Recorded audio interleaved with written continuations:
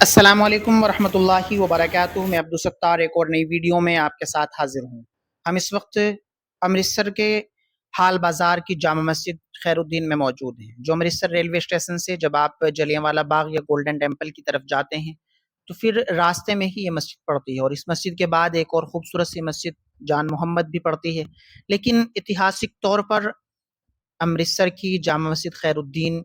بہت زیادہ معنوں میں خاص ہے۔ عطا اللہ شاہ بخاری نے اسی مسجد سے انگریزی حکومت کے خلاف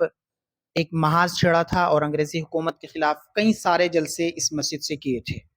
اور جب جلیانوالہ باغ ہتیا کانڈ ہوا تھا، ہندوستان کے جن لوگوں کی وہاں پہ شہادت ہوئی تھی، اور جنرل ڈائر نے جب وہاں پہ گولیاں برسوائی تھی، جو لوگ وہاں پہ شہید ہوئے تھے ان کے جنازوں کو، ان کی باڈی کو لا کر بھی اسی مسجد میں رکھا گیا تھا۔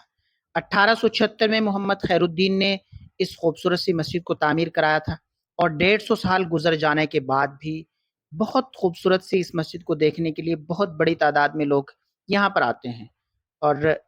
اب یہاں پہ ایک مدرسہ بھی چلتا ہے، چھوٹے چھوٹے بچے یہاں پہ پڑھتے ہیں، تعلیم حاصل کرتے ہیں۔ جب بھی آپ امرتسر آئیں، آپ بارڈر کی طرف آئیں، آپ گولڈن ٹیمپل آئیں، آپ جلیانوالہ باغ آئیں، تو آپ جامع مسجد خیر الدین بھی ضرور آئیں، کیونکہ ہندوستان کی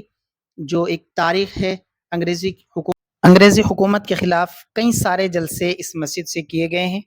تو اس خوبصورت سی مسجد اور اسی ایتہاسک سی مسجد کو دیکھنے کے لیے آپ جب بھی امرتسر آئیں تو آپ ضرور اس کو دیکھنے کے لیے آئیں۔ امرتسر کے بعد امرتسر کے نزدیک لگنے والے ایک گاؤں رانوکا میں پہنچے، جہاں یہ خوبصورت سی مسجد نظر آئی، جو بالکل بوسیدہ ہو کر اس کا لینٹر بالکل نیچے گر چکا تھا،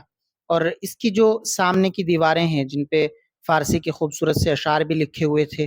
روز محشر کے جاں گداز بود، اولین پرشس نماز بود، ایک طرف کا مینار کا جو حصہ ہے وہ پوری طریقے سے بوسیدہ ہو کے نیچے گر گیا، لینٹر بھی اس کا پوری طریقے سے نیچے گر گیا، اور اس مسجد میں اب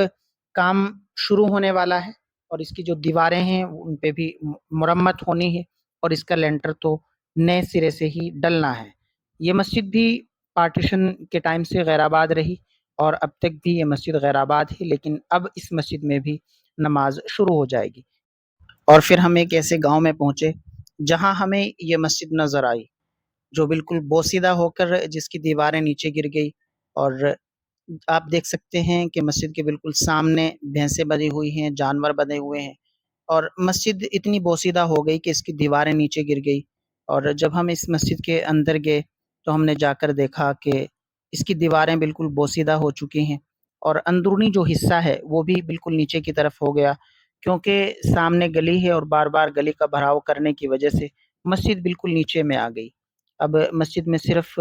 مکڑیوں اور جالوں کا پہرا ہے۔ کسی زمانے میں یہاں بھی اللہ اکبر کی صدائیں گونجتی ہوں گی، یہاں بھی لوگ 5 وقت کی نماز ادا کرنے کے لیے اس مسجد میں آتے ہوں گے، لیکن جب یہ مسجدیں ہمیں نظر آتی ہیں تو پھر ہمیں اس بات کا ضرور احساس ہوتا ہے کہ بٹوارے میں ہم نے کیا کیا کھویا ہے۔